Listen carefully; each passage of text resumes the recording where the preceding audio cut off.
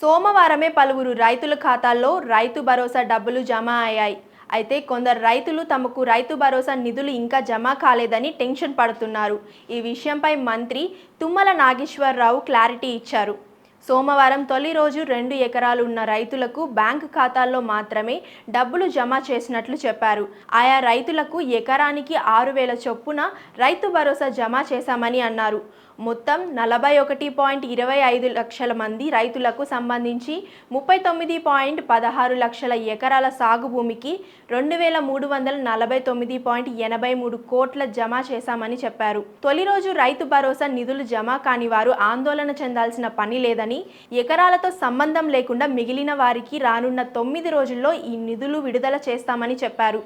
అర్హులైన ప్రతి రైతు ఖాతాల్లోనూ డబ్బులు జమ చేస్తామని, ఎవరైనా రైతు భరోసా నిధులు పొందినట్లయితే స్థానిక వ్యవసాయ అధికారులను కలిసి వివరాలు ఇవ్వాలని సూచించారు.